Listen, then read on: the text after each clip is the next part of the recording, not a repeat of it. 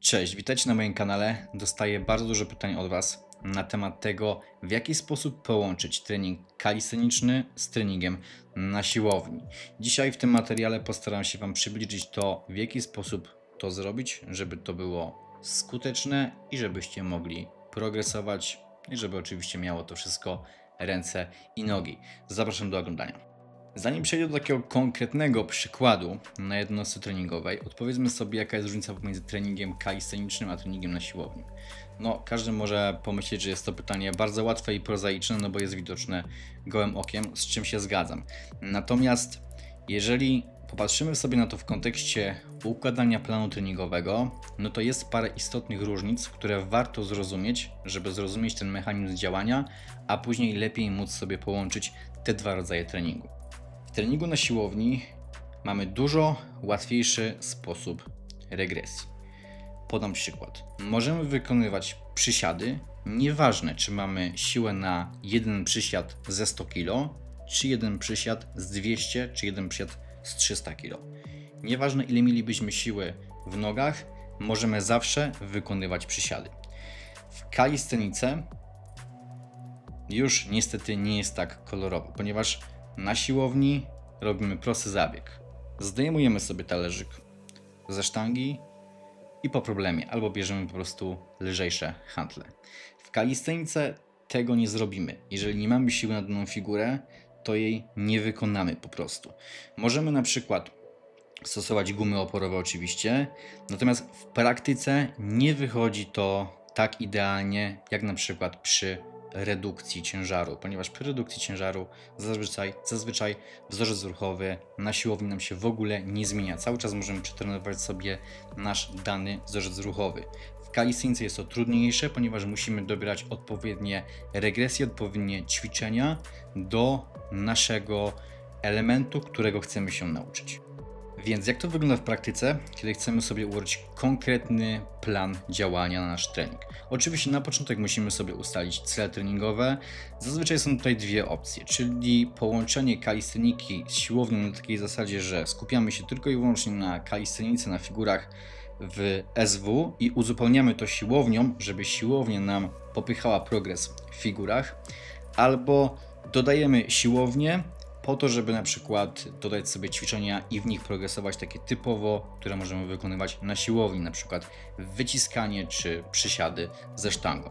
Kiedy już mamy cele ustalone, sprawdzamy te najtrudniejsze. I zazwyczaj w tej sytuacji, niezależnie od tego, czy wykonanie flagi jest trudniejsze od wyciśnięcia na ławce 200 kg, czy łatwiejsze, czy trudniejsze, nie chodzi o to zupełnie, ponieważ z punktu widzenia praktycznego łatwiejsze jest wyciskanie, ponieważ tam możemy sobie regresować jak chcemy. Natomiast flagi nie za bardzo zregresujemy, więc rozkładając to w planie treningowym musimy zwrócić uwagę na te zależności pomiędzy ćwiczeniami kalistenicznymi oraz ćwiczeniami na siłowni. Musimy sprawdzić swój poziom zaawansowania, żeby wiedzieć, jakie ćwiczenia musimy wykonywać, żeby nauczyć się tego i tego i móc w tym progresować. Więc jeżeli chcemy nauczyć się flagi bądź jakiegokolwiek innego elementu w SW i uzupełnić to siłownią, sprawdzamy sobie nasz poziom zaawansowania i sprawdzamy sobie, jakie ćwiczenia możemy wykonywać pod ten poziom zaawansowania. I teraz pierwsza nadrzędna zasada.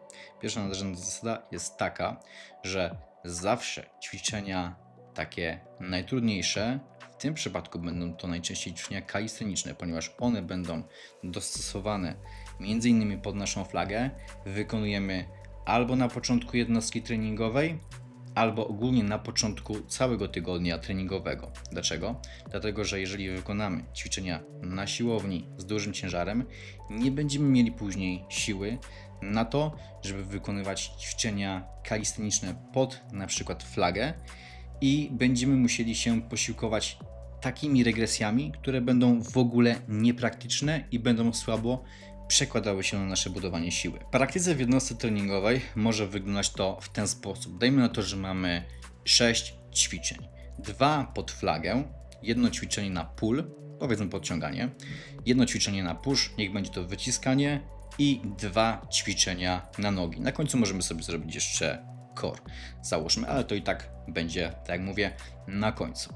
No i patrzymy sobie, jakie mamy ćwiczenia pod flagę. Flaga jest figurą asymetryczną. Musimy mieć bardzo dużo siły pchającej w dolnej ręce oraz dużo siły ciągnącej pól w ręce, która znajduje się na górze. Jeżeli wykonalibyśmy podciąganie przed flagą, wyciskanie przed flagą albo nie daj Boże wykonalibyśmy OHP przed flagą, to nasze ćwiczenia, jeżeli mielibyśmy wykonywać je w regresji i tak byłyby one dla nas bardzo trudne, to te ćwiczenia po wykonaniu OHP, wyciskania czy podciągania byłyby dużo utrudnione, ponieważ nasiliłoby się zmęczenie poprzez wykonanie tych 2 pierwszych typowo siłownianych ćwiczeń. Nie możemy w ten sposób rozplanować naszej jednostki treningowej. Ćwiczenia kalisteniczne muszą być wykonywane na początku, ponieważ w nich ciężej będzie nam zregresować. Na wyciskaniu zawsze możemy sobie delikatnie ciężar odjąć, natomiast w ćwiczeniu elementów tego zazwyczaj nie zrobimy. Będziemy mogli posiłkować się gumami, natomiast przy takiej fladze akurat jest to bardzo trudne. To samo będzie dotyczyło całego tygodnia treningowego. Jeżeli trenujemy na przykład poniedziałek, środa, piątek, no to ta tendencja powinna być mniej więcej taka sama, jak w przypadku rozłożenia tego na jedną jednostkę treningową.